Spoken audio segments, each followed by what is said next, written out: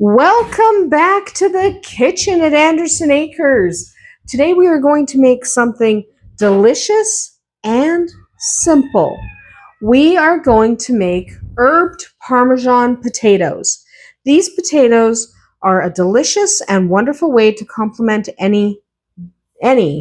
literally any meal you're having. Now I'm using just standard, pretty small russets, to be honest. They're pretty small potatoes. You can use new potatoes, you can use red potatoes, any potato you've got. You can also mix in some sweet potato if you like. You can use basically whatever potato you have, whatever variety you have, it doesn't matter. If you're using potatoes that are not new potatoes, so potatoes like this, you are going to peel them and cube them. If you're using new potatoes, you don't have to peel them, just cut them in half. Anyway, before we actually do anything, we have to peel these potatoes. All right, those are peeled. Now we need to cube them. All right, our potatoes are cubed. They don't need to be diced, not super small, but just decently cubed. So now I'm just gonna pick these up and throw these in a bowl. There's no ceremony to this. These are easy. You're also going to want to preheat your oven to 425 degrees Fahrenheit. Okay?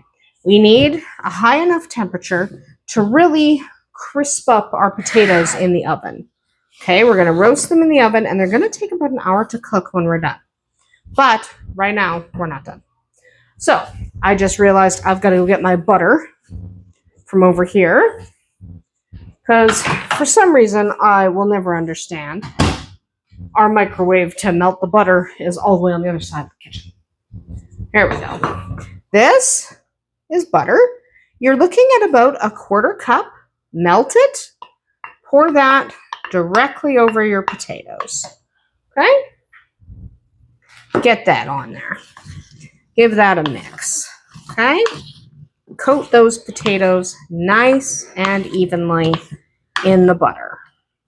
Make sure that your potatoes are broken up, because sometimes, when you cut them, they want to stick together. You want to make sure you don't have big globs of potatoes stuck together. You want the butter to get on all sides of all cubes. Okay? So if you see any groups clumped together, like that one, just push them apart with your wooden spoon or your slotted spoon or whatever you're using. So if you have a piece like this, sometimes you don't cut all the way through, just make sure they're separated. Okay? Ta-da! That's not it. There's more ingredients than that. All right, we are going to add about a quarter cup of Parmesan. Use the powdered stuff. Okay? I know often I say it doesn't matter, and often I recommend the fresh grated stuff. The powdered stuff works better in this recipe, just because it coats the potatoes better and doesn't sit, right? Because it sticks to the butter quite well. So do that. Now we need a selection of herbs. We are going to do about, if I can open containers, we're going to do about a teaspoon of oregano. Okay.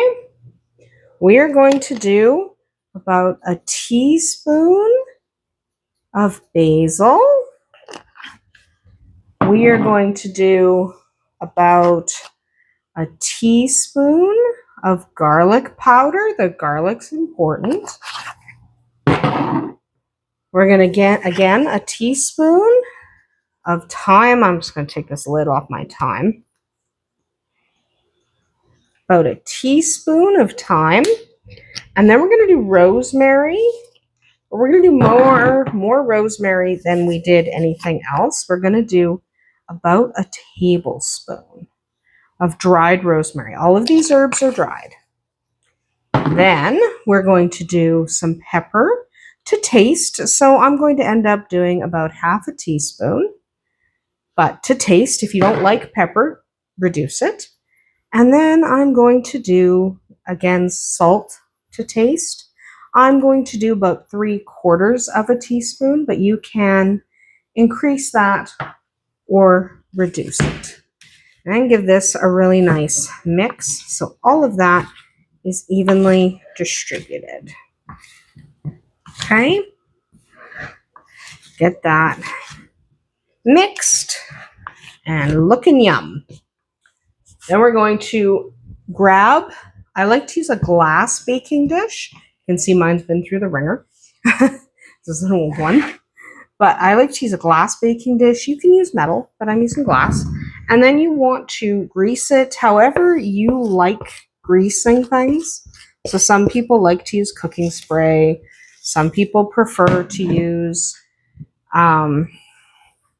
butter. Some people like to oil their pans, however you like to grease your pan. And then spread those out. Save this spoon. Okay? Now we are going to bake these.